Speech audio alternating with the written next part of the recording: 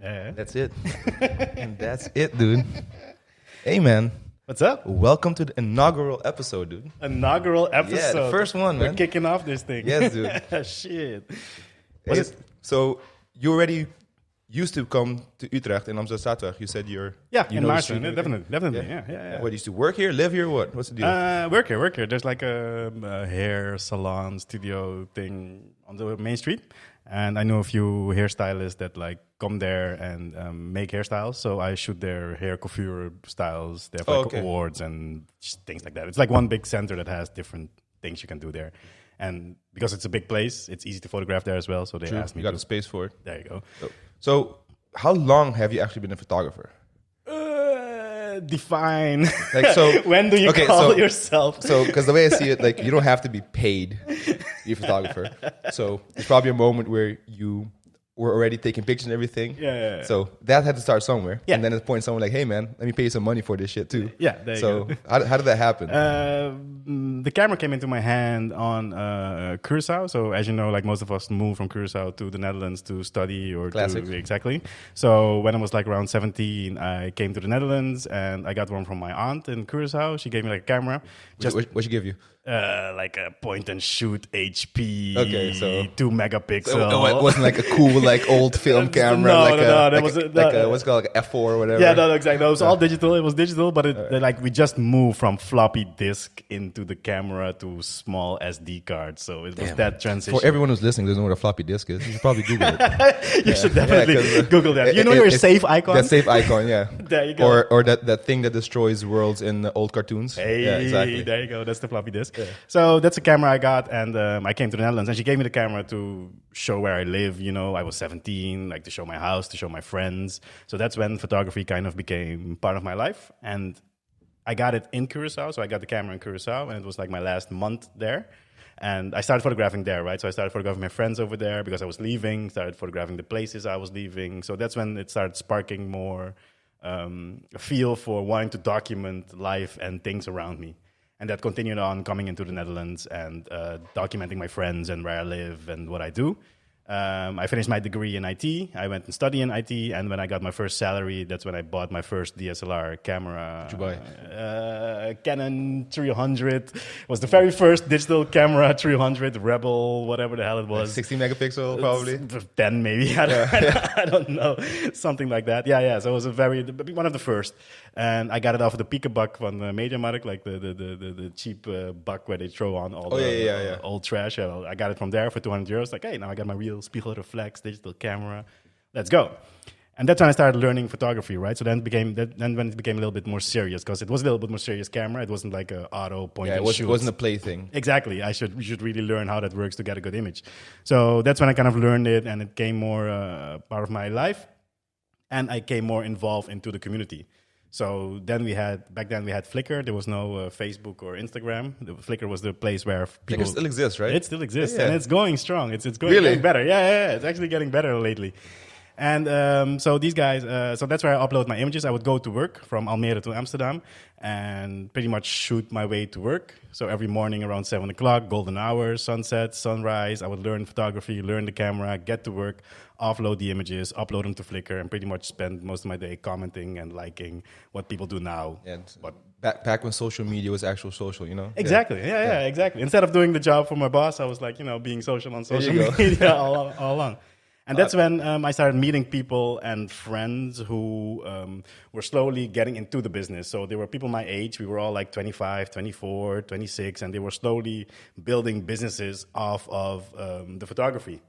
And that's when the economic crisis hit, the first one, the housing crisis, the one that got all the banks and everything. 2008. Yep, and that's when I quit my job and I went doing this full time.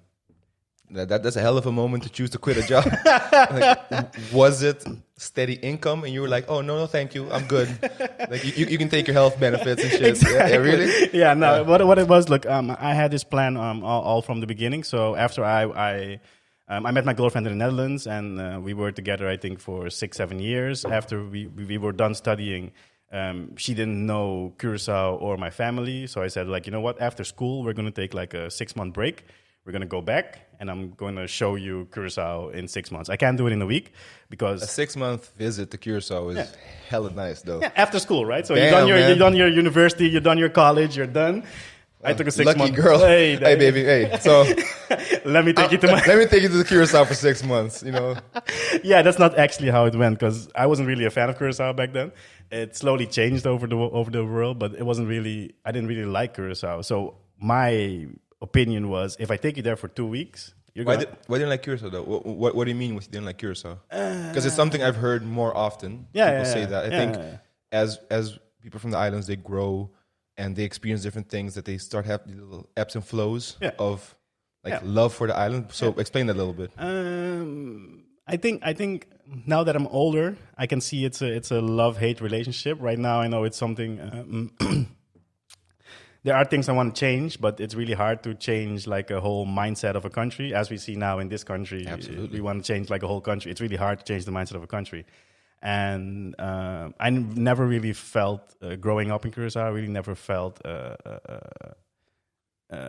in place. It never really felt like how a lot of people go back on vacation, or I couldn't wait to get off, right? I needed. Absolutely. That's why I left when I was 17. I'm right there with you, dude. When I was 17, I was like, dude, I'm not going to wait till I'm 18. I'm not going to finish school. Ik zat op PSA, klas 4. I stopped school and I got the fuck out. Yeah, without even knowing, I knew for sure you were a PSA, dude. 100%. What's it called now? It's not PSA anymore, right? I don't know. It's still PSA for me, man. Yeah, to me, it'll never change from being PSA. Exactly. But I knew from the get-go you were PSA. You weren't male, that's for damn sure.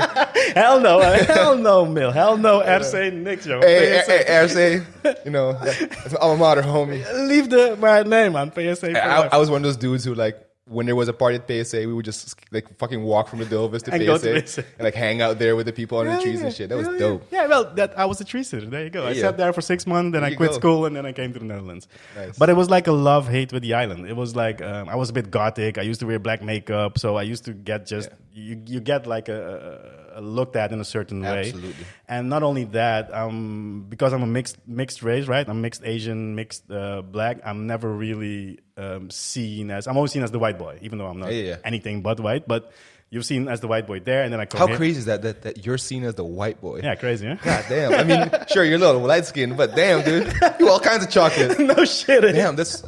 so weird. And it's also part of the mentality, right? Because I'm always very punctual in time, right? If I say 8 o'clock, it's 8 o'clock. So if you come there at 8 o'clock and they come at 8:10, and you're like, what the fuck? I said 8. Like, why are you being so white? Don't be so, you know, it's not necessarily the appearance. It's more of how you act. It's behavior, for sure. Exactly. And while I've been brought up in the same country, brought up in the same way, I still have a different behaving pattern. And if in Curacao you have a different behavior, you're automatically odd and weird. Absolutely, because as you mentioned, you were like kind of gothic. You were more of alternative scene. Yeah, I had my phase too. I was in metal bands. I did the whole thing. I was up in that part of school where we spoke mostly English. Yeah, there you go. And that was already that one stamp you need on your forehead to be like, okay, you're different. Yeah. But the thing is, like, I was always good with everyone. Same. I was good with the homies. I was good with the barrio dudes. I was good with the preppy motherfuckers. But I sat under the hut. And that was kind of our version, because you had at the Dilvis, you had the hut, and you had where the bibliotheek was. Yeah. That's where the alternative dudes were. The hut. Yeah, exactly, the hut, you know? Nice. So that's where like the break dancers were, or like the goths and stuff. Oh, cool. And you notice such like that hardcore judgment. As soon as you belong there, you don't belong anywhere else. That's your group, and that's... I was lucky that I had big mouths, because I would go to the cantina and like fucking like yell at the cantina lady, well, what's up, girl? You know, so I could compensate that way, but... It's the same. Look, it's the same way for me. Like, you survived, right? And I survived as well. I had friends. I was happy and everything. Absolutely. But still, somehow you didn't belong. Not as how I belonged as the day that I landed in this country and got into lowlands for the first time. Ooh. That feeling of really belonging to a group of people, right? I never had that in Curacao. So that's what the love-hate for me is in Curacao. And that was, again, back then. I mean, I was pubing. I was 16, 17. Of course, you're like rebelling and get the fuck out of this island. Put some holes in my ears. Yeah, exactly. I'm a rebel. Exactly. So back then when I had to bring back my girlfriend to the island for the 6 months, to me it wasn't really like I'm going back to a fun place. I was telling her, like, if I go there for a week and I show you the island for a week, you'll wind up loving it and wanting to go back. if I go there for 6 months, I can actually show you why I hate this country. Oh, Jesus. Because God in damn. 6 months... Was that what happened also? Yeah. Did she go like, oh, I get it. I see why you don't like it? Yeah, pretty much. But it's not only... It's bad advertising for Curacao. God damn. No, it's not bad advertising. No, I'm kidding. What it is again, we were young, right? So when we went back, we were like 23, 24. And you have like ambitions and goals, and we tried in the beginning to execute some of those. So in Curacao, we had 6 months. We didn't sit on the beach for 6 months. We were designing logos, making websites. So we were working for people, trying to get things off the ground and doing things just for fun, right? We didn't ask for money. Again, we had time off. We were there for 6 months. And in doing that, I could show her how hard it is to do business with local people. It's just really hard to be enterprising. Yeah. When not everyone's moving at the same speed. And because it's a small island, the differences in speed in which people want to work seems very big. Exactly. Here it's different. I mean, it's probably the same thing in small groups, but there just seems sometimes, or way back when, that you want to go 10 miles an hour, and everyone's like, whoa, hey. Relax, Dutchie. Yeah, exactly. Calm down. Relax, white boy. We don't go that fast here. Yeah, precies. And it's that dilemma that when going back, it's what we had very much. So we said, okay, cool. So we finished school. I've now shown you within 6 months why I need to get the fuck out of this. Why I need to get the fuck out of this place. Let's put our diplomas to work. Let's go get a job. Go back to Holland, get a job. Put our diplomas to work. We did like the idea of being free for 6 months and being able to choose our clients. So in those 6 months, we learned to choose our own clients. If we didn't like you, we said, fuck you. If it took too long, we said, fuck you, right? We were able to do that. And in that ideology, that's when it started like, okay, we're going to go back. We're going to work for 5 years. We're going to put all our salary into a savings account. And after those 5 years, we're going to quit and we're going to do whatever the hell we want to do for a year. And after that year, we'll go work again for another boss. And because we'll have like 5 years of experience on our CV, it will be easily, after a year of break, we can go back to work with that 5 years of experience that we got there. So this was the plan, right? Curacao, 6 months, get back, work for 5 years, quit for another year, work back for 5 years, and then quit for another year. And that was pretty much my life. Came back, got a job, worked for 5 years, economic crisis, 2008, and that's when 5 years. That's when the 5 year mark exactly. The 5 year mark hit, and that's when I quit my job. I mean, I could have stayed. Don't get me wrong. They didn't want me to leave. But it wasn't a plan I made 5 years before that. And once I make a plan, I stick to it. So I had like a 5-year plan. We're going to work, set off the salary. We build up like a nice spot, like a nice yearly salary for ourselves. So I could pay myself the same salary for a year. So we had a year salary and we quit our jobs. We did a trip through America. We did a world trip. You know, for 4 or 5 months, we just traveled and did whatever the hell we want. And when we came back, I started my company and I never went working again. Oh. So much for the 5 years, 1 year, 5 year. But in that 5 year that you were working to get ready for that moment, were you also just practicing photography? Were you already doing some work there? This was the time where I was talking about that I was walking from Almere to Amsterdam, learning photography, learning my camera, uploading to Flickr, and getting slowly, in those 5 years, I built a community on Flickr. I started getting more friends, and my friends started quitting their job. So while I was getting to the end of my 5-year term for my you were ready. Exactly. I already had friends who were also going there. We were already talking about starting our own business. How do you do it? How do you get your clients? How do you build off from that? And yeah, I was pretty much ready. Took the 6 months off, of course, or the half a year off to just forget work, because I've worked for 5 years. And when I work, I don't work 100%. I work 500%. So I needed that 6 months to like clear my brain. I feel you. And then reiterate what are the projections, where are we going to go? And then again, after that, it was pretty much foot on the gas and go. And how long ago was that? 2008, so 12 years. Okay, wow. Yeah. Because since then, I mean, just going based off how I know you and your Instagram page, you make some pretty crazy pictures, dude. Holy shit. I'm probably going to edit and throw some up on the video for those watching it on the video. But definitely. And if I just go through your Facebook and Instagram, you see, I mean, you're a portrait photographer, fashion photographer. You do mainly studio work, right? I say I'm a people photographer, and I do whatever. I do inside and outside. But your subject matter is usually people, right? Yeah, people is the subject matter, definitely. It's people, and it's people in the bases. I do families, I do pregnancies as well. I just never show that I do that. Of course. I just like photography and I like people. The only criteria I have is I need to like you. Again, 10 years ago, when we were in Curacao, those 6 months, we've noticed that picking our own clients and deciding who we want to help, that is the best method to go about things, and that is the only requirement I had of my job. I'll shoot anything and everything as long as I like you. If you're an asshole, you can fuck off and find somebody else. That has to feel like a great like freedom. Be able to make money independently, but also having choice clients. Oh yeah, that's that's a next level of achievement, I guess. Because if you make a lot of money, but you have to deal with asshole clients the whole time, or making shitty like arrangement with people you don't want to make. But going back to your photography, because now also you're an ambassador for... I work with a lot of brands. So just like a NASCAR driver, I have like a shirt with all stickers on. You know? Nice. Because you're a visionary for Olympus, was it? Yeah. Was that the term they used? What does that mean, visionary? It's an ambassador. It's the same. It's the same. They just used a different term. So every brand usually uses a different term for ambassador, but it pretty much means they're a sponsor. They're your sponsor. And they give you whatever you want. And every now and then you got to do something for them. Oh, yeah. I had to go to Africa in January, and I don't shoot wildlife. I know. I was just going to ask you about it. You went to Rwanda, right? Yeah, Rwanda. With Humberto Tan. Yeah, exactly. So how? Because I'm scrolling through your fucking Instagram feed, and I'm seeing all these great fucking high fashion pictures and super high contrast stuff with models and stuff. All of a sudden, I see the big ass gorilla. I'm like, where the hell is this? Exactly. Like, did you get asked to like a zoo or something? But so you went to Rwanda. How did that come about? So around 4 or 5 years ago, I don't know how I met Humberto, but somehow both of us don't know how we met each other, but somehow we met each other and became friends. And is he into photography? Like, he is a photographer. Right? He's been a photographer for a very long time. I don't know if you know the Perfecte Plaatje on TV, but that was like his program, and he won like the first one. So photography has been part of his thing for a while. And somehow in photography we've met. I have no idea how. Probably some studio where we both were.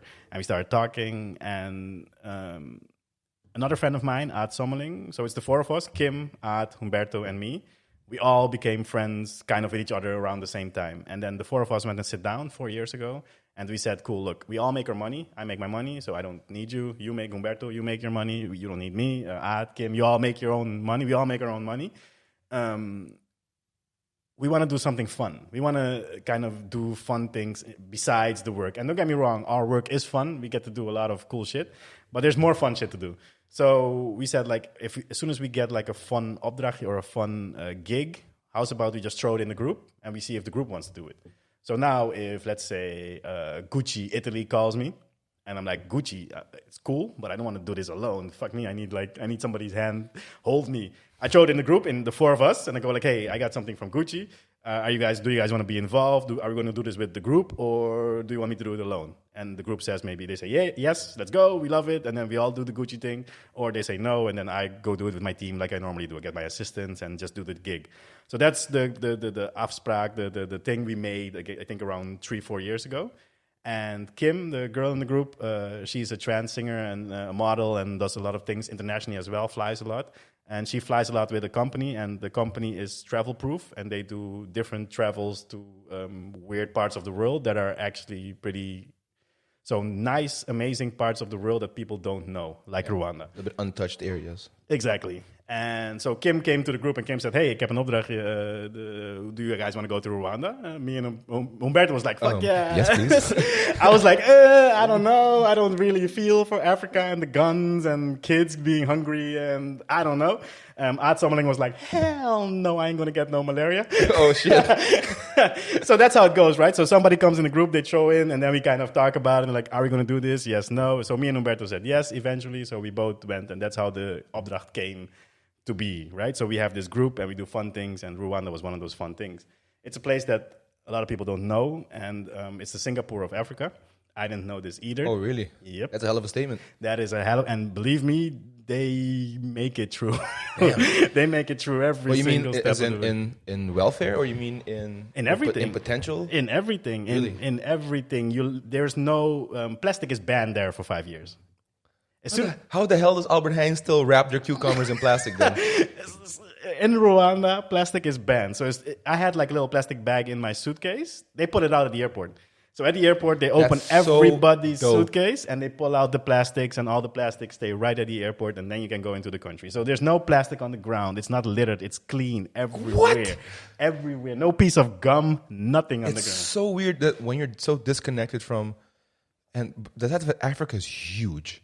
And when people look at Africa on a map, if you look at it on like a flat map on table, it doesn't even come close to the actual comparative size. It's massive, but it's so easy to be disconnected. But I would have never, ever guessed that plastic has been banned there for so long already. Right? What the hell? This has been my amazement with Rwanda, like the whole time, like coming there and learning the country. Like it's really the Singapore of Africa. And then again, in food, in quality, and they all wear shoes. I mean, I came there one of those days. We were at the beach and I was walking barefoot, and every Rwandese I was passing, they were like asking me if something was wrong and if I needed shoes. And I'm like, yo, I'm from the West, where we come from. If we're on vacation, we're like barefoot. And they're like, no. You're in Africa, man. Like diseases come from the floor. If you walk in Congo, Congo has all the sewers and the open sewers. These diseases come into their foot through their shoes. So they taught all these people in Rwanda to wear shoes, and they do it. Wow, that's really funny. It's an amazing part of the world that a lot of people don't know about. You're trying to relax on the beach and shit, get your toes in the sand. You're like, hey, and man. everybody's like, what the fuck is wrong with you? Only crazy people don't wear shoes. And you were there to. What was the opdracht exactly? What were you there to shoot? So we were there for Travel Proof, is the company, and they wanted us to, what I'm doing now, show Rwanda to the world. Okay, just highlight the country. Starting with like the big five. So having the big five in animals they have over there. So it's the lion, the rhinoceros, the elephant, giraffe, luipaard, leeuw, luipaard, olifant, waterbuffel. En ik mis er eentje, neushoorn. Okay. Yeah.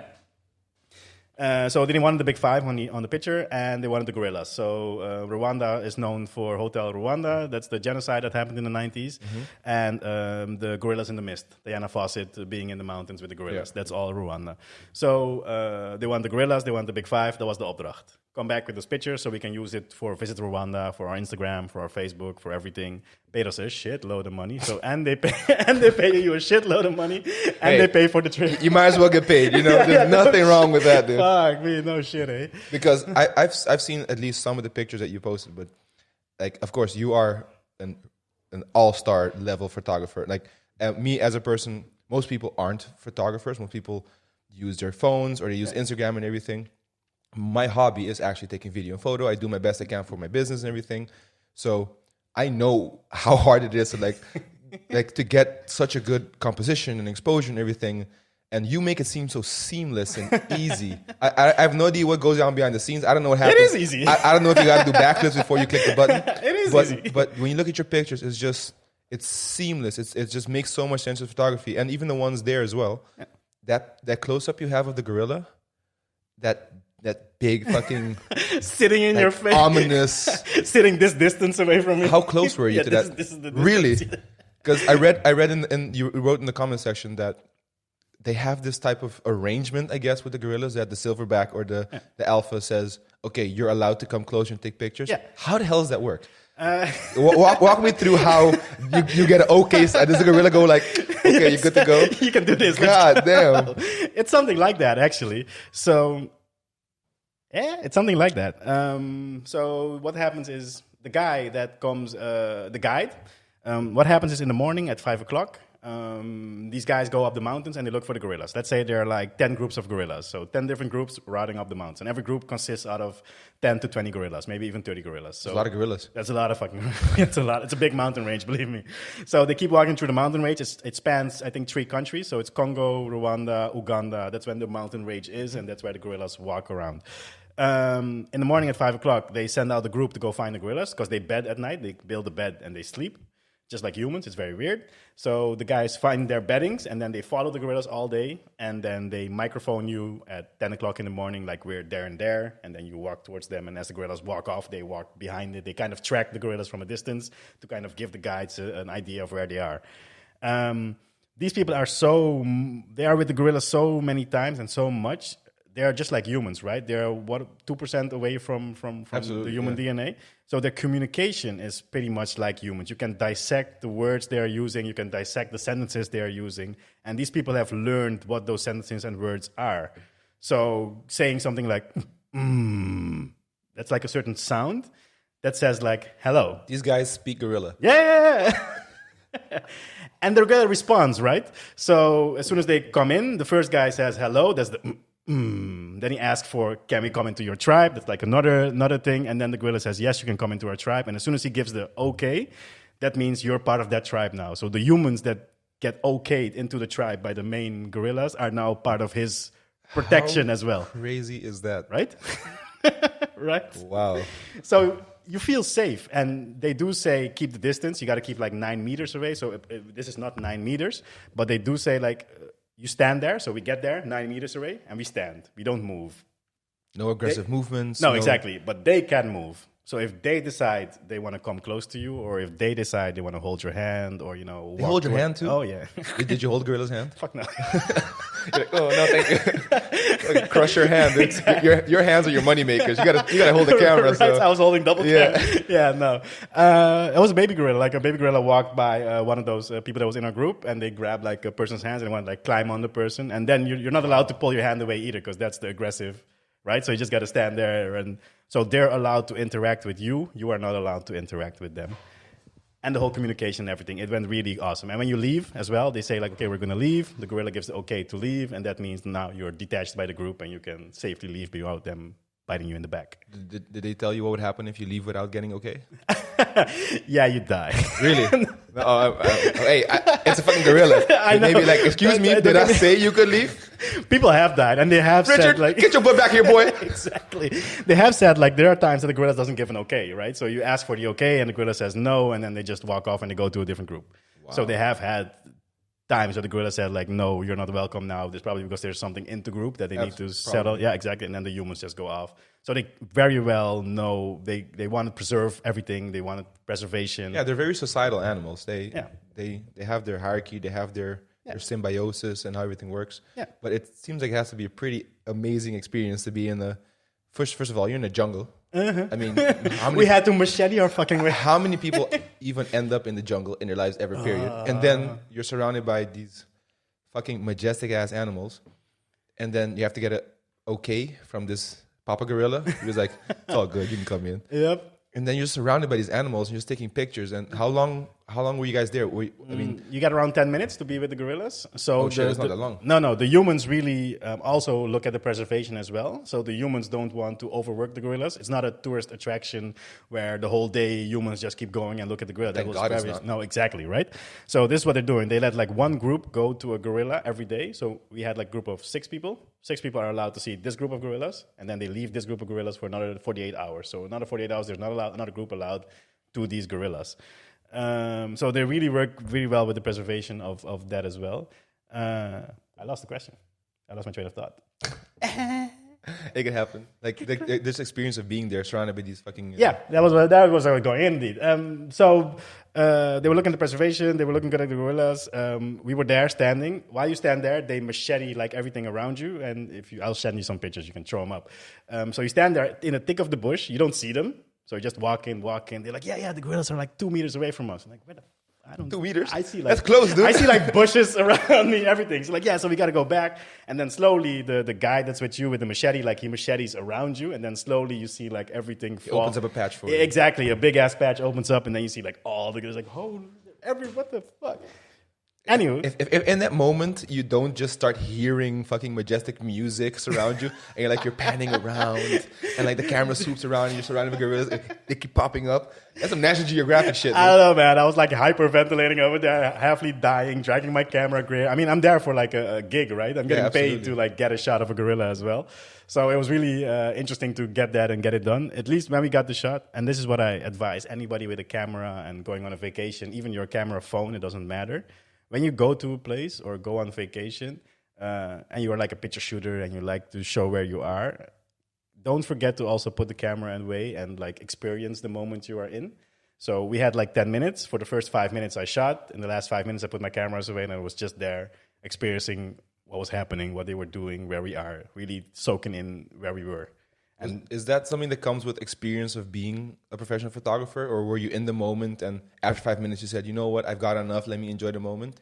I think it came with experience because in the beginning when I was photographing, I was traveling a lot, but I was only experiencing my travels through my pictures. So I was going to America, taking pictures of everything, like going nuts. Oh my God, this is amazing. This is amazing. This is amazing. Another SD card. Exactly. SD card. But then I got home and when I look at the picture, I was like, oh yeah. Then that's when I was actually feeling the experience of being there without actually being there. So that's when I was started thinking okay, so this is not the way to do it. I need to experience it while I'm there, while I'm seeing it and not seeing it through the lens. I need to be there, smell it, hear it, feel it, take a picture, then put the picture away and keep going. So yeah, experience taught me to put the camera away a little bit more and experience where I am. And this is what I want to tell to people, anybody who just goes on vacation or goes to places and is very avid on the Instagram and showing images and showing pictures of where they are. Good, I mean, do it. I do the same thing. But it is what it is. Allow yourself some time as well to experience the place that you are and experience the moment that you are. Just be in the moment. It's funny that you're a professional photographer, your livelihood is cameras, and then your life experience and your advice is, hey, sometimes put the camera down. Pretty much. And because I'm a professional photographer, right? I photograph everything. I photograph all day and every day. Exactly. And you notice that you don't experience everything the way a human experiences it. You experience it through the lens. Yeah. So it's the same. I get people that photograph war zones. I get people because you don't see it. I can photograph a body without feeling it's a body, without experiencing it's a human disconnect between it because there's a camera between. Exactly. You're looking through the lens. So it's like you're looking through a TV. It's not real. And it's the same with your phone. It doesn't matter what you photograph with. And what I'm trying to say to you is, yes, stop looking through the lens and also experience where you are. I guess that kind of also comes from before the corona, of course, when you go to concerts or parties or shows, everyone and their fucking aunt are holding a phone up. And if you're in the back, you can't see. I've actually been to metal concerts where there were 2 or 3 people there with iPads. And like, iPads? I'm not even kidding, dude. The brick. So I figured, okay, all the short people behind me can just watch it on the iPad because it's weird. We're all so dependent, I guess, now on the phone. And now the phone is also, for most people, it's 50% content creation consumption next to the communication aspect of it and information aspect of it. How active are you then on Instagram? I mean, Instagram is basically a photography and a videography platform. Yeah. I mean, like all social channels. I mean, if we're talking about business and you're running a business, you need to be on all social channels, and it needs to be active. It needs to be even for you, like as being an ambassador of brands and everything. Especially for me, I need to be active. What I've noticed in let's say it's 12 years, but let's say 10 years of doing this full time. Well, what I've noticed is if you. I had like a burnout, let's say 7 years ago, I had a burnout, and I stopped working for 6 months, or at least 7-8 months. It was a while. I also disappeared from the internet. I disappeared from Instagram. I just cold turkey got away. I just disappeared. Nobody asked how I was. And after those 6 months, I had to start from scratch. So everything I built up in 7-8 years was gone. So this is testament to the internet where we live in. If you're not in the news, if you're not on my feed, if you don't see me, you're not relevant, you don't exist. That's sad, though. It is very sad. But this also means that you notice who your true friends are and who really people are that you can count on and cannot count on. So this kind of teaches you that the internet is nothing. Instagram and Facebook is fake. Your real friends are the 2 people around you that really care about you, and that is your friend base. And that's all you need, don't get me wrong. Absolutely. There's not more needed. You got to find happiness in the real things and then use the tools that we're given, such as Instagram and internet, to either amplify your happiness or make better means for yourself. But people try to find true happiness sourced out of the platforms, and it's not gonna. It's a wrong way to go about it. Exactly. So what I did coming out of the burnout, I paid someone to do it. Smart. Is that helping now too? I stopped her from Corona going on. Okay. But I stop her every once in a while. So she posts every week, every Monday she schedules 6 posts. So the whole week is done scheduled. It's done on Facebook, Instagram, on pretty much every platform. And she used to schedule every week and get them out there. It took her a while to get my voice as well. I wanted her to speak in my voice. I write with... I would have never guessed when I was looking at it. Yeah, nobody would guess it. No, nobody would. I have a ghostwriter. I mean, I have... There you go. Hey, get your ghostwriter, dude. There's a girl that writes my posts. Shout out to you for doing a good job there. Oh, hell yeah, represent. I've been pushing her to a lot of people. You have to have a voice, right? So I need to know what was my voice, because she was asking, how do you want me to communicate?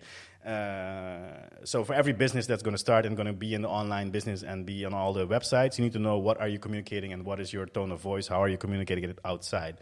I gave her all the instructions. I said, okay, this is my business. This is how I talk. You can see these posts. I do a Monday motivational post every Monday. This is what you got to do. She started doing it, and a month in, I started asking people, so have you noticed I'm not the one posting anymore? And a lot of people said, like, oh, no, I didn't even know. I thought it was still you, because it still sounds like you. But 2 people said, yeah, I noticed your spell check got better. There's no more spelling errors in your messages. So I relayed that back to the girl, going start making... Can you start making some typos, please? Exactly. Excuse me? Exactly. I have a reputation to hold here. Exactly. And she does that now. She makes the typos. Just starts adding extra letters everywhere. Write the text and just click P, click F. Pretty much. So now she makes my typos as well in her posts. Yeah, I mean, I guess it is important for you. I mean, your work as a photographer is your bread and butter.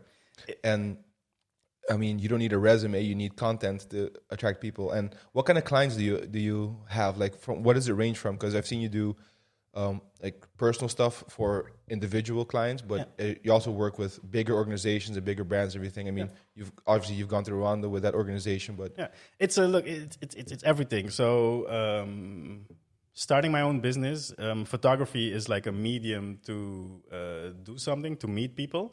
So my main thing is storytelling and meeting people. The same thing we're doing here right now. This is what I do, right? I meet people, I hear their stories, and I take a picture and I go home. To me, it's all about the storytelling. The picture is only an excuse to get to the person. The camera is only an excuse to be sitting here and be actually having a good conversation with you. What a great perspective. Yeah, it's always been my perspective. So slowly, I've been adding everything I do, everything I am, to the business. So I started as a photographer, which got me into public speaking, which got me into stage speaking, which got me in front of 500 people room, presentations, and things like that. Yeah, there you go. So I do that, which is also part of me. It got me into the sponsorships, into the working with brands. Sponsorships aren't there to give me free gear. The sponsorships are there for me to sit with like a brand like Rode, like Ellenchrom, like Olympus, and go like, hey guys, so this Corona thing happened. Your camera, can't you like make it so that I can stick my USB cable in there and it's a webcam? I don't need like a different device to convert HDMI. 2 months later, here you go, Richard, we built it so you can now have a webcam. And they can promote that.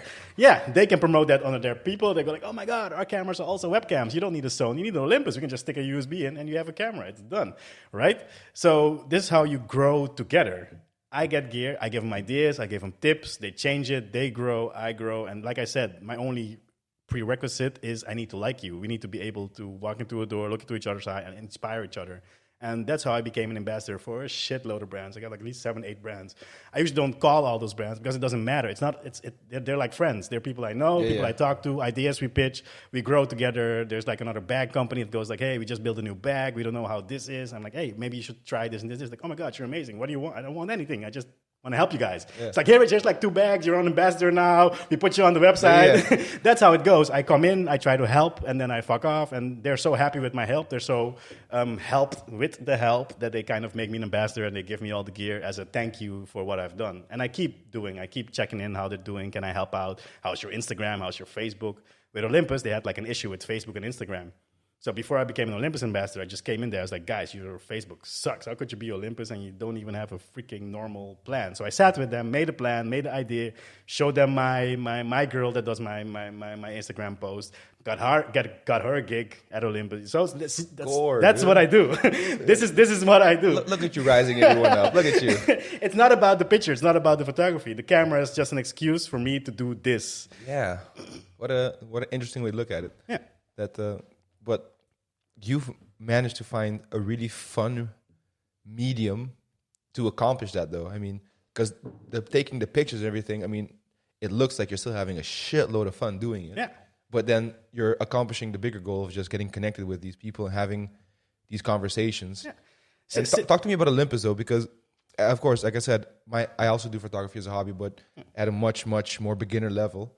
However, when I was starting to look around for like a setup to go, I don't know why, but Olympus was never really on my radar. I mean, Canon, Sony, Nikon. I love Fuji. I just love the aesthetics of it. How did you get hooked up with Olympus? Were you already Olympus shooter before that, or no? I'm a Canon shooter predominantly. I'm still am a Canon shooter predominantly.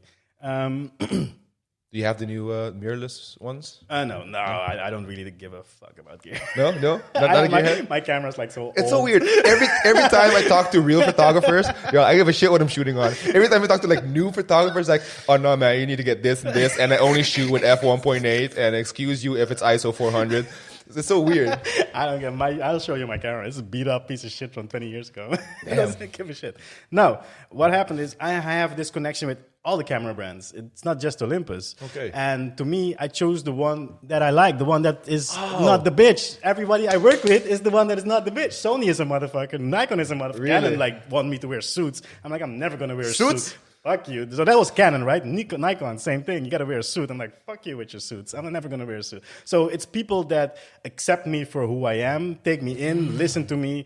Those are the brands I work with. And they make me an ambassador. I didn't ask to be an ambassador. Didn't choose to be an ambassador. I helped them out. And as a help, they kind of made me an ambassador of the company because I still help. So that's with Olympus, right? So that's how I came in. I started talking with everybody. I talk to everybody. I see everybody. I was talking to Olympus and was a guy, Arabiano, G. This was Arabiano. There you go, hey. Hey. Único como me sterta. There you go. Dus Arabiano Olympus. Hey, Shane, conta. O accent, so. Corsa. Dude, I love it when that happens. For everyone who isn't from the islands, if you're in Holland or in the States even, and then you start talking to someone and they're looking at you for there's like a 4-second where they're like looking at you like, hey, where you from? And you're like, and you already know that he knows. I'm from Curacao, dude. And you're like, what? And then there's like an instant click and you found each other and okay, I'm safe in this area right now. There you go. And that was like head of sales of Olympus. Oh, wow. And that's how it... Hook up. There you go. I was like, done, man. This is look, my company. The island connection is strong, homies. The island connection is really strong. Same thing with me in the gym. When people come sign up for a membership and they find out different islands, I'm like, yes. I need more Antianos up in this place. Right. Awesome. And these people are amazing. Anywho, so that's kind of how I rolled into Olympus and how I rolled into all my ambassadorships with Ellen Chrome, with Disnet, with Godogs. Everybody I get to meet and see, I try to help out. And yeah. Ellen Chrome is they do lighting, right? Yeah, flashlights. Yeah. Because you're also you teach photography and lighting and everything as well, right? Yeah. So how come is lighting like such a big definitive factor for photography? Because photography. I get it. Photons. And because when you're doing studio work, of course, it's going to make a huge difference to how you set up the lights and everything. Yeah. Is there that much of a big difference for just having like standard lights and having really specific types of flashes and the temperature of the light and everything? Like how much does that factor into nailing a picture? Yeah, with lights, there is the only thing that separate. I mean, what I think is important is you have below 300 euros and you have on top of 300 euros. Below 300 euros, it works. It does the job. I've been there. I've bought those lights. I've worked with them. They're fine. I've been into cover of magazines with those lights. I've been on cover of magazines with like a flashlight. It doesn't matter. What happens is they break within a year, within 2 years, which means after 2-3 years, you have to down another 300 euros to get the same product. And if we trickle that over a few years, let's see, in 10 years, you'll have to buy the project 3 times to just have it work. It's just a little cheaper. It's just a little more breakable. Going on top of 300 euros with lights means they're more durable, means they can handle a punch, or means they can handle a lifetime. So pretty much everything above 300, 400 euros for a light means you can last over 20 years with it. So that's pretty much how I chose my lights. I needed something that was a little bit more expensive to be able to last. Everything cheaper was breakable, but light is light. Doesn't matter if you flash, doesn't matter if you continue light, doesn't matter if you use the sun. Light is light, and you want to achieve a look. I want to achieve a certain look, and that meant I need like a certain light. And also a certain modifier, which is way more important because I can use a bow lamp, but if I put a bow lamp into a softbox, it becomes a way different light than just a bow lamp, right? Yeah. So it's all about the softbox, and if you want to use a softbox or hard light without a softbox and have like a really harsh shadow. And I'm a really soft shooter, so I need like softboxes. I bought one softbox, one light, and used that motherfucker for 10 years. Album covers, monies, banks, everything. Damn. See, that's the misconception because when I'm thinking about, okay, doing photography and shit, I'm constantly trying to convince Fleur to buy me shit. You didn't even know. I'm constantly trying to hey baby, I need this. I need definitely that. need this. I need that. Like, oh no, I have to have this kind of lens. I need to have a wide angle. I need to. So when it comes down to it, you have so many people who give examples of just taking amazing pictures with their phones without having any modification on anything. Just it's about having a feeling for the composition and making sure the things are exposed right. And like I said, you make your photo seem super seamless. What blows a lot of people's minds is that in the past, every image you've seen made from me is made with one lens, a 50mm 1.4. All of them are 50mm? Every fucking image you've seen from me 1.4 is nice though. is made with one lens. Even my wide angle shots. You just fucking walk out the building to get the wide angle. No. If this is the distance, this is our distance. I can't walk out. I need to photograph you from top to bottom. I only have a 50mm. What do you do? Yeah, what do you do? You go 1 image, 2 image, 3 image, 4, 5, 6, 7, 8. Oh, you grid it. Stitch the motherfucker all together. I have one lens, man. See, that's next level photography. But that's when you think if you only have that one lens. But you don't. If you have a wide angle lens, you can go like, oh wait, I'll grab my wide angle. I go. My creativity was built off of the limitations I gave myself. So I gave myself one light, one camera, one lens. And I've had that one camera, one lens, one light for almost 20 years now. And I know how to milk that motherfucker. It's the same setup you still have? It's the same fucking setup. And I can get more lights. I can call my sponsors. I can get more lenses. I can get anything I want. Don't need it. Wow. Nobody needs it. I feel so bad about my photography right now. You should. You just fucked me up. The next time I try to get a lens from Fleur, like, what did Richard say? One. No. You better start moving that camera around to get your wide angles. One lens. Oh, that's dope. So how did the whole Corona situation affect you as a photographer? And where were you when you heard that, okay, we're all going on a lockdown, it's all quarantine? Yeah. That was an interesting one. This is predominantly business, right? So my learning school in business, 2008, was an economic crisis, right? Was a worse one than this. So I learned how to manage to work and make money in an economy crisis. I learned how to, I figured that thing out.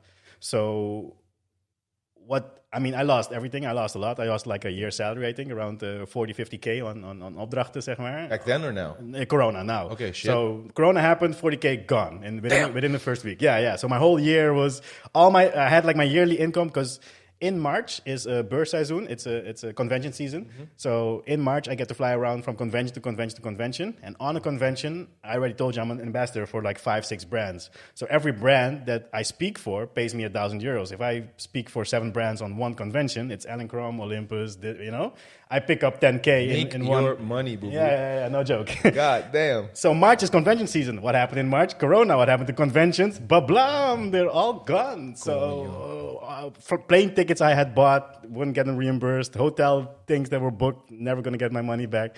So I had down money already for tickets and hotels that I'm not getting back. That's gone. Damn. The opdracht is gone, so not getting the money. So yeah, I was at zero. I think the first 3 weeks I was sick. It wasn't Corona. But that happens when... What's going on? Yeah, true. No, what happens is as soon as I go, like I said, I go at 300%. I go 300 miles an hour. And as soon as you put a handbrake on 300 miles an hour, I get sick. I never get sick because I never have time to stop and get sick. So as soon as I stop, or my life stops, all the diseases I've been accumulating over the past go like, and there you go. Also, your antibodies were like, nope. Exactly. Fuck you. Time to get sick, boy. Exactly. So that's what happened. And it happened before Corona came into the Netherlands. So let's say Corona came here on the 13th of March, a week before.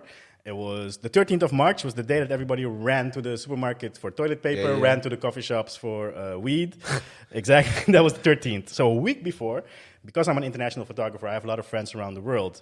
I've seen other countries already tumble. So I was already going, oh, fuck. My conventions aren't in this country. They're in other countries. Yeah.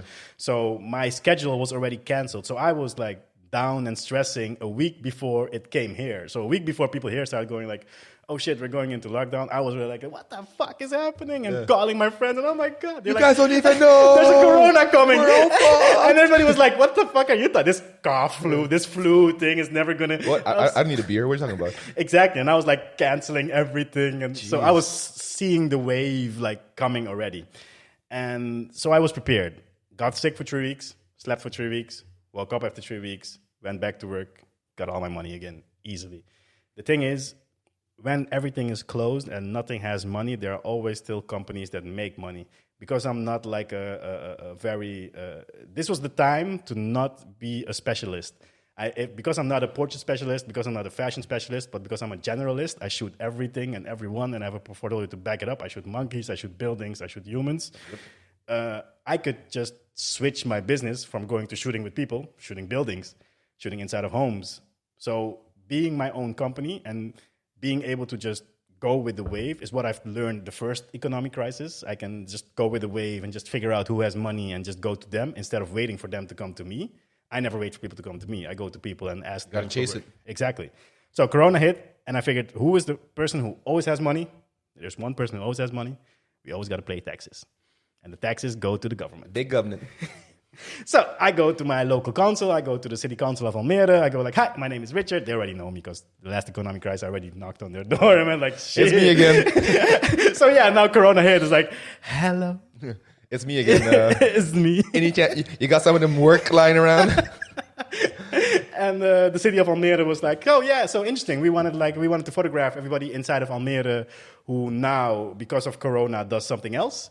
So we wanted to go to a pastor who normally stands in church every Sunday. He now stands behind his laptop in his living room with like his whole thing on, met die gewaad. Praise Jesus, baby. Exactly.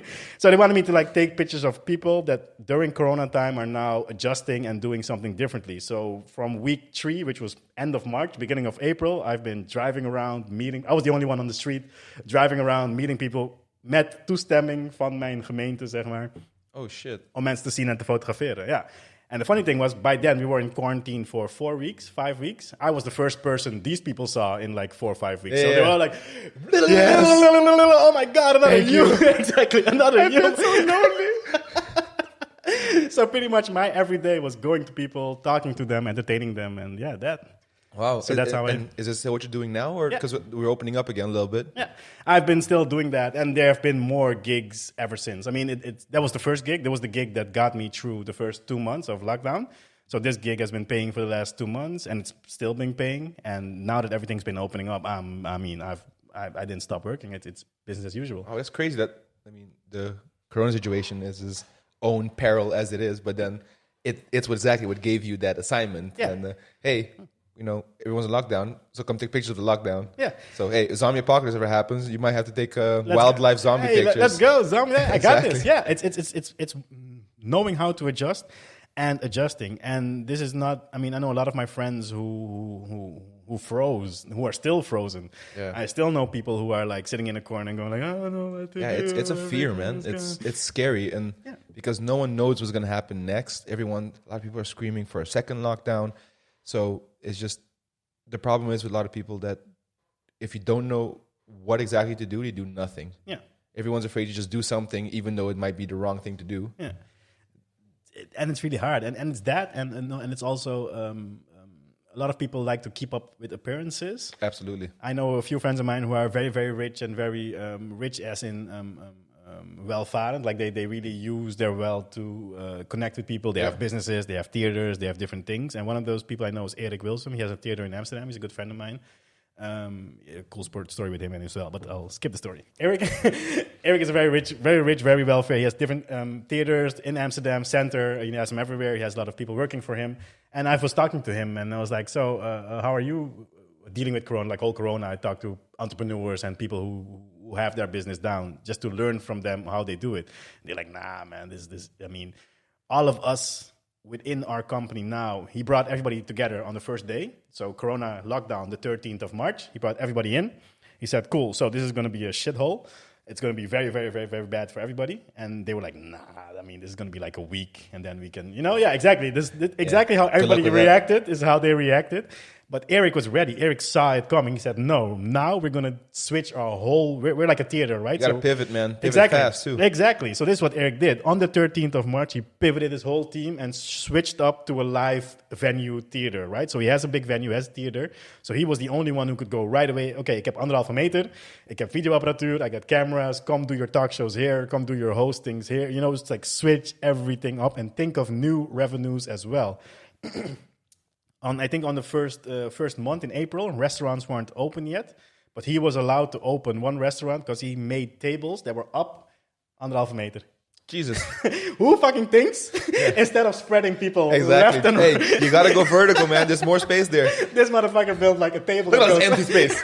Look at all this empty ass space. They make money off this space. Kubieke meter, not vierkante meter, you know? Damn. En dan hoor ik deze gaan en denk ik van, gee, tuurlijk doe jij dat, Erik. Of course you're the motherfucker. There's some of those guys who just know how to fucking work it, man. Exactly. You could throw them in a burning fucking house and they'd be like, who wants to buy marshmallows, you know? just have some of those people. Exactly. And that's Eric. And these are the people I try to surround myself with and talk to and listen to. And these people motivate me into doing my business well as well, right? So as soon as I hear Eric, I'm like, okay, fuck it. Fuck my business. We're going to go down. Lead the way, daddy. Exactly. And that's what I did. And that's what I advise a lot of people as well. Don't try to be, I mean, it's very good to be a specialist. Again, it's very good to be a specialist and you are the portrait guy. You know everything about portraits. But as soon as something happens that you can't do that part anymore, you need to be a generalist to kind of adjust and be everywhere, right? I guess maybe in that case also, if you're good enough at that specialty, you should be capable in other things as well. Yeah, right. So you are more than that one specific thing, right? You're a human that has all these different skills. And I've learned the last 10 years of doing this, of having my own free time, right? Of being able to give myself all the time I need for everything. I've noticed it's fun and good to give all these little things that are you attention. You say you're a photographer and videographer as well. Actually give it that half a year of doing it professionally. Go make a video clip, go film some people. And you'll notice it's going to be a big part of you as well. And then suddenly you have two businesses to run, but that means that one business needs like people you pay that run the business for you, which means you just cash out on whatever hell happens in that business. And doesn't mean you need to walk out. You still got to be there. But then you have a second one who's also slowly, and that's how Eric, all these people I know, build one theater, build their thing, and then okay, cool, now we need like a second one. Let's do this as well. That's actually the way entrepreneurship and enterprise should work. Yeah. You're not trying to create a source of income that bleeds you, that kills you, or that the second you step out or the second you get sick, it all falls apart. You're trying to build independently standing machines. Yeah. And my philosophy is there's always going to be really great people who want to be part of that. Like for me, like for my team at Iron House, I mean, I have such amazing staff members, and they don't need me to be there. I'm like I'm the least useful person there by far. So, and it's great to know that they want to be part of the team. So just let them, let people be part of it, and let them help keep it running and grow it. And then you can do something, you can keep building up. And the next thing. Yeah.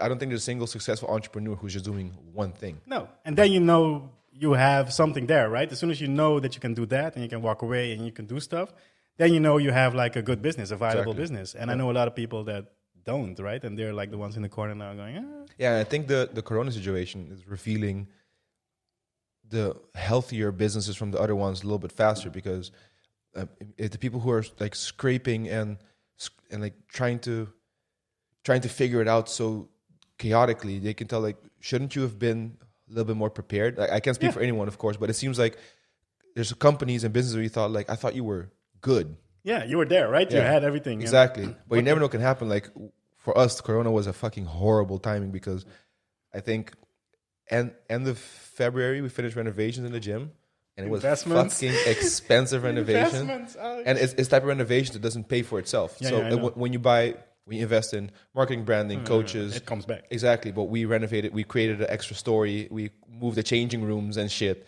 Changing rooms will fucking bring you clients, So we were like, what? Right now? But like as you said, you gotta be willing to adapt and change. So as soon as we were allowed to train outside, we were like, hey, let's just drag all this fucking equipment outside every goddamn day. Besides Sunday. Sunday was Sunday was the day where like everyone go take a nap. Off day. Yeah. Do you ever get any work on Curacao on the islands? Like I said, so like for a long while, I shoved everything that was Curacao. I shoved it away and I pushed it away, and I was done with it. Now that I'm a little bit older and a little bit wiser, I'm slowly going back, especially in the last, let's say, 5 years. I've been very much working on my heritage and where I'm from, because it's half Chinese and half black. I want to know like what exactly is it. Sounds like a cool superhero. Right? Yeah. Chaka Kung Fu Man. Watch out! Yeah, there you go. Afro Kung Fu. There you go. Anyway, so slowly in the last couple of years, I met 10 years ago, I met Jamal Martis. He's from Curacao as well. And you should talk to him as well. He's a photographer. I think I know Jamal. Yeah, probably. He went to the Dolphins too. Yeah. Okay, I know. Yeah. There you go. And he has the similar backstory of not being really accepted into Curacao. And I mean, he's black. Oh, yeah, but he's also not. He's all kinds of ebony. Exactly, but he's also not black, right? He's also he loves anime. He loves. He's not part of. So in that we have the same thinking. And for both of us, we felt the same way about the island. So we were both like, fuck Curacao. Holland is where it's at.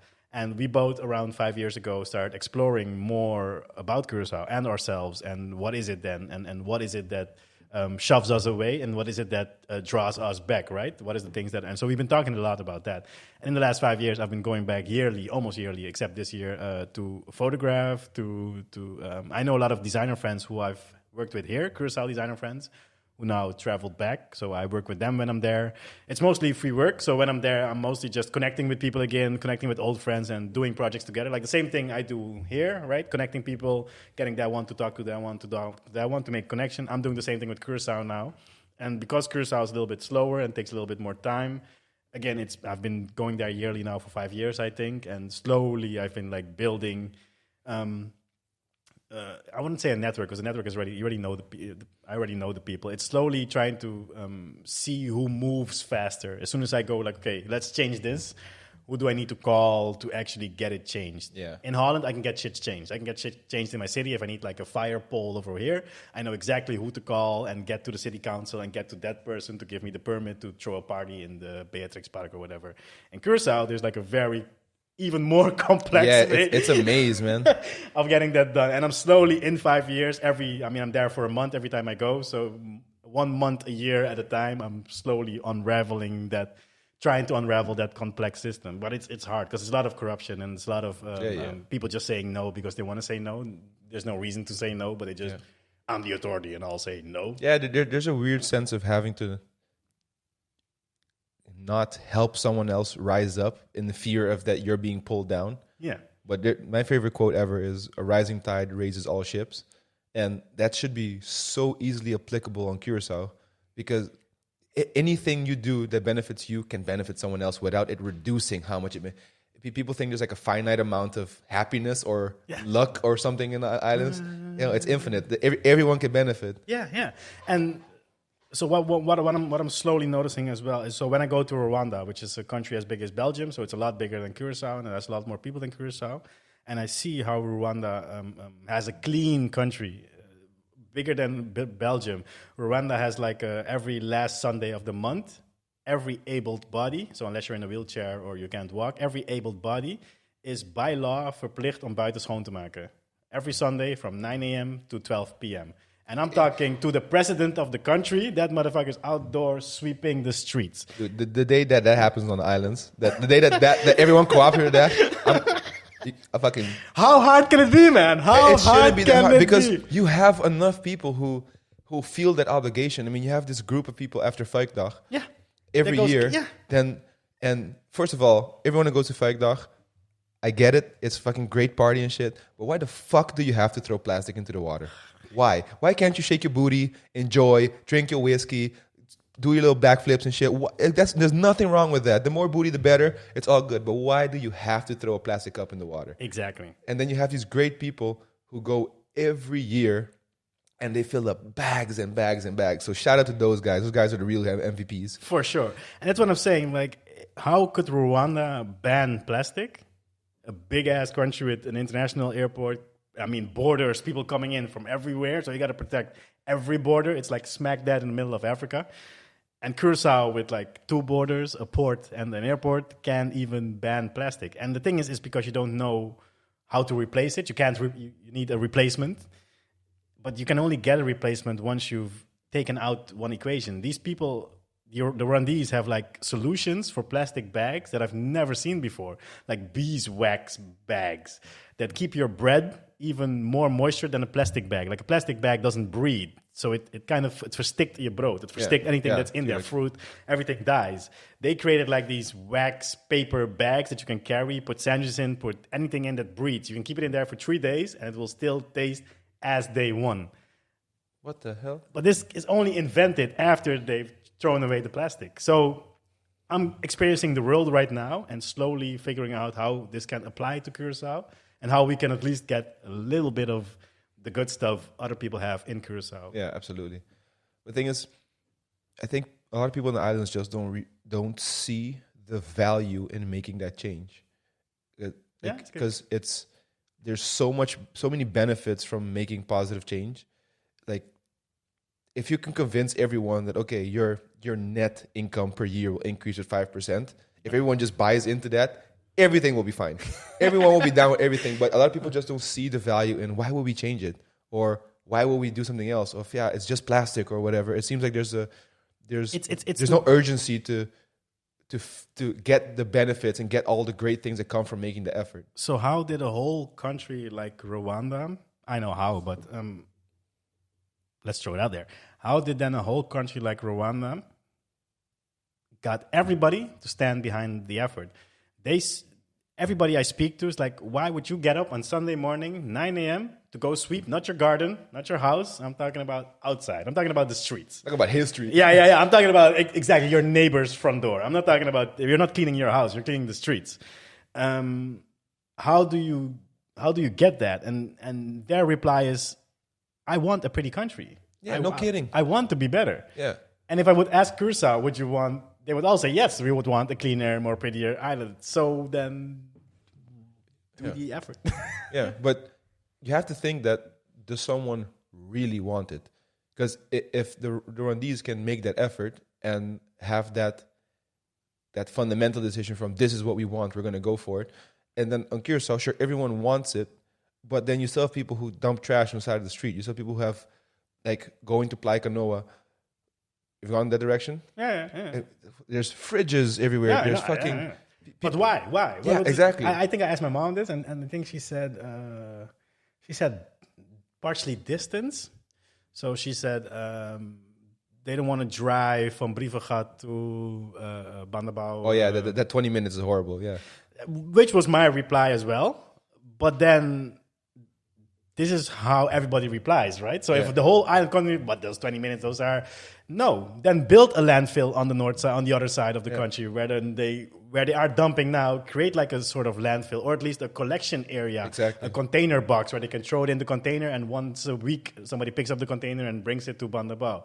Solve the problem that the humans are already doing. You can't go and say like, but what are those 20 minutes? But why aren't you driving? No, fucking put something there so they can get it there, and then you move it, right? So the islands got to move, but that means it will cost the government money, and because it's so corrupt, they will never spend the money to actually solve the problem like that. I don't think you change behavior.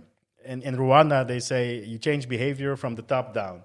Everything they've got, the inspiration, they have like a sort of Obama-type president, or the inspiration of getting better, growing, being more knowledgeable, being clean, all came from the top down. They always say like top down. It trickles from the top down.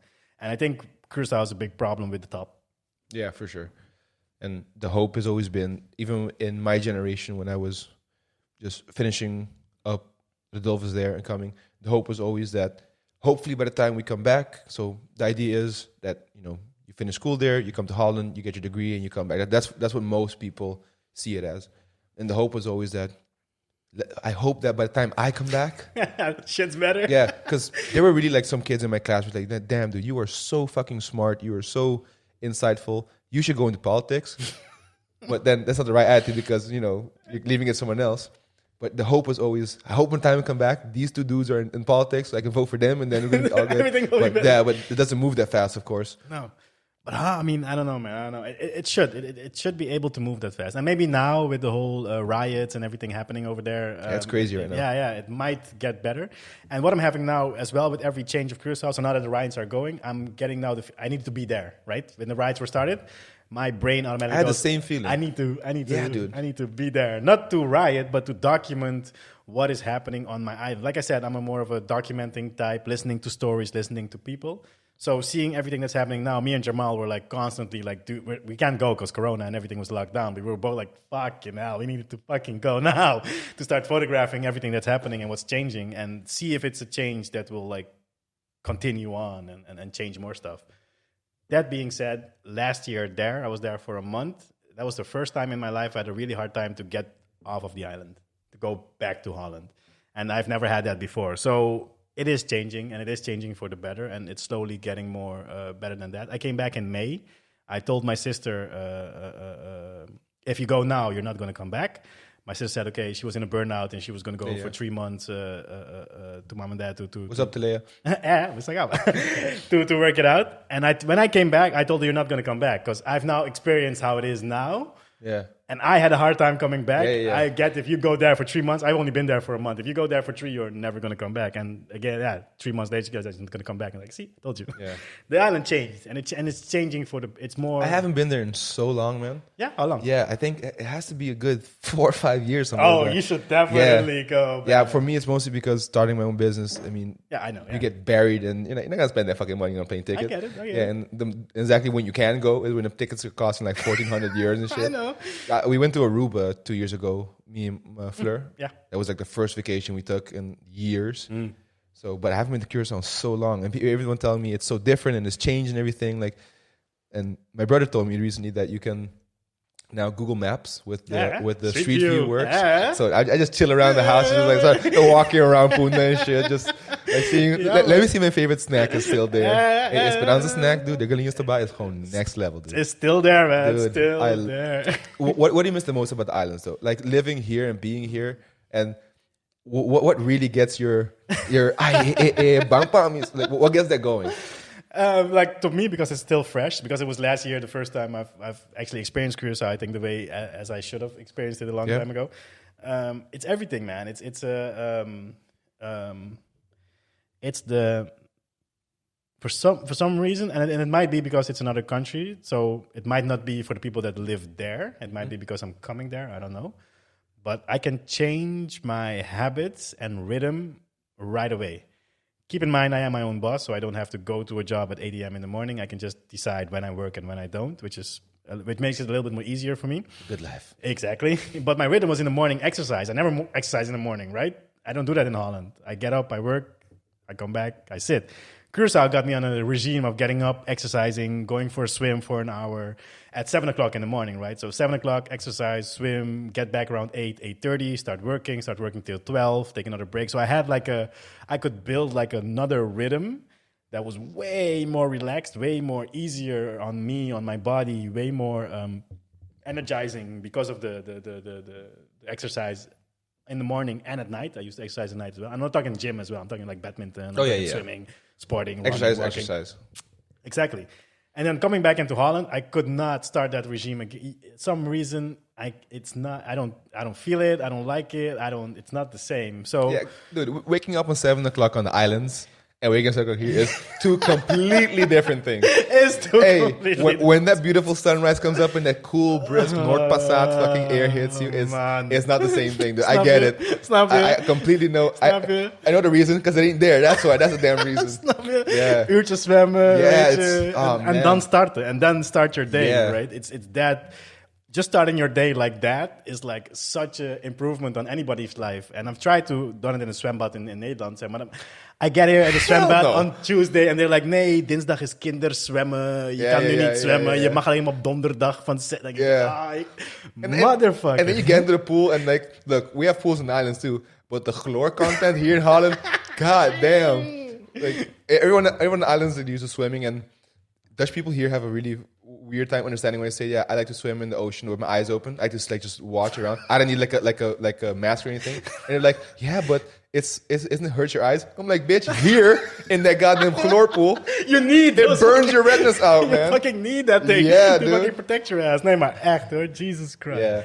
Yeah, but that's the thing I miss. And Libanesa, man. Go swimming and get a broodje at Libanesa. That was my regime for a month. And I can't do an Antiano podcast without asking you, what's your favorite thing to eat on the island? And it doesn't have to be Curacao. If there's something on Aruba, that's your favorite thing, because Zeedover on Aruba. Favorite is moeilijk, Have you ever been to Zeedover in Aruba? Nee. Dude? Zeedover? Hey, I'm telling you.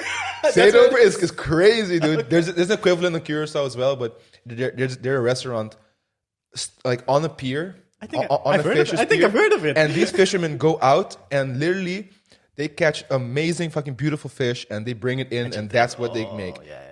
Curacao is an equivalent, definitely. Yeah, so you eat literally something that's been swimming around a few hours earlier, and the food there is fucking bananas, dude. So for you, what's your go-to? I guess it's hard, dude. You gotta choose. Okay.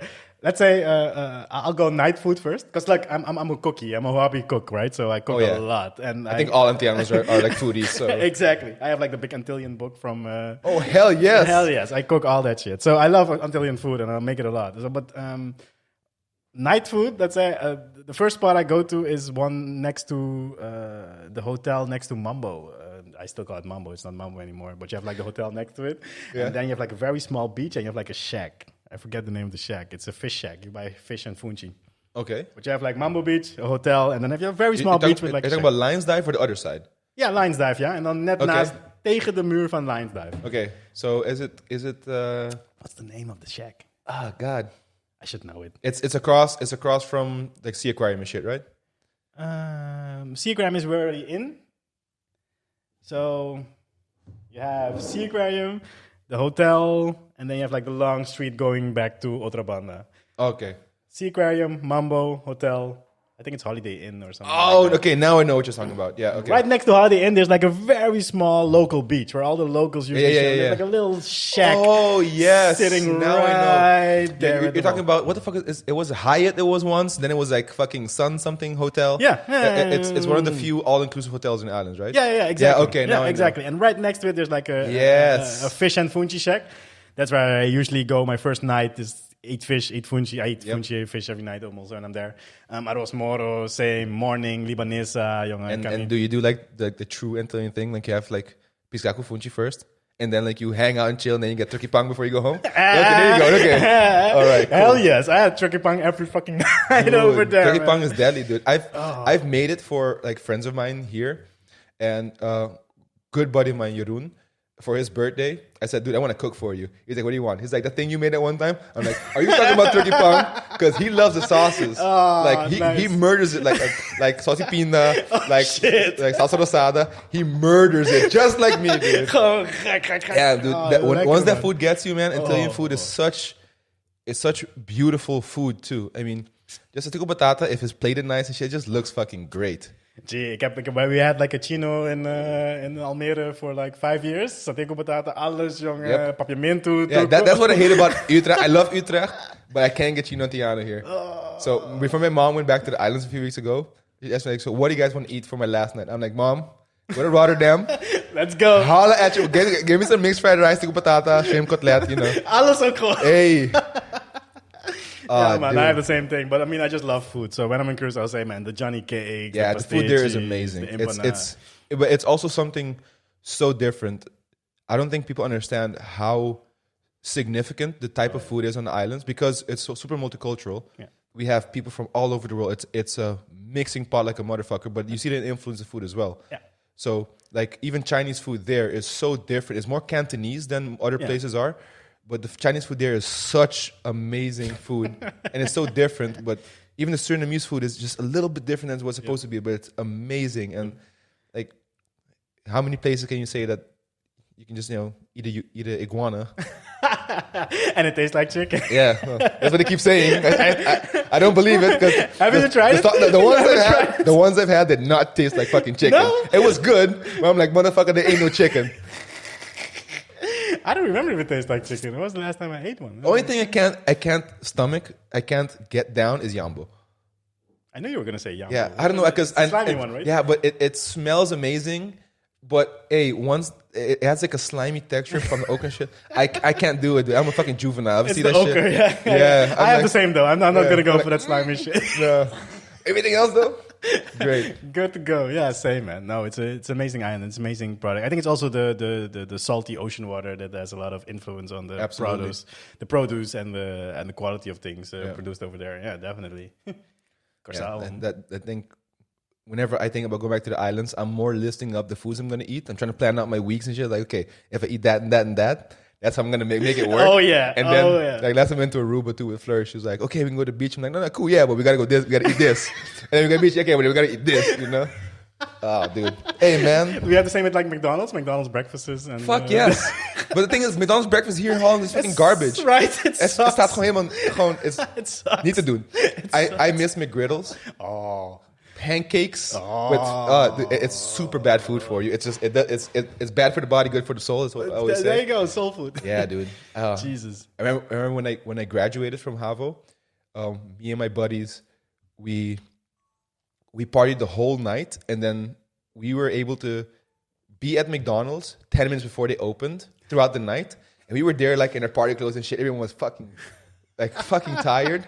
We got in, and I ordered like fucking 8 McGriddles because I was celebrating. I graduated. Yeah, let's go. Jesus. We had it at Denny's. Like, Denny's is gone now. But Denny's dude. was so sad. 24-hour spot. Denny's was the spot, dude. Yeah, man.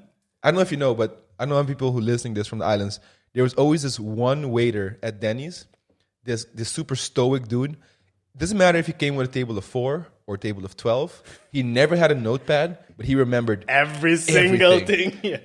Hey, let me know if any of you guys know that guy. Yeah. What is he doing now? Dude, it would be a kind of situation would be like, are you sure you don't need to write it down? He's like, tell me what you need. He's like, tell me. So, yeah, and then everyone, because back then when you were like in Basco and shit, you would go with your little friends and shit to celebrate. Or it was cool. You go to the movies first, then Denny's. You felt dope. So you're sitting here with all your bunch of asshole kids, and you're all naming a bunch of shit. And then everyone would place their order. And this guy would go like, okay, check me out. Blah, blah, got you. And it was if we had smartphones back then, that guy his Instagram would be on fire. Oh yeah. Definitely. What would that guy be doing? Yeah, what would that no guy kidding. be doing now? I wonder if a lot of people went back who come here, and I know a lot of friends of mine who gone back, but a lot of who stayed as well. I wonder what the feeling is of everybody. And yeah, me too. Most of my friends are still here. Yeah. The guys we're really close with are still here. And nobody planning on going back? No, I don't think so.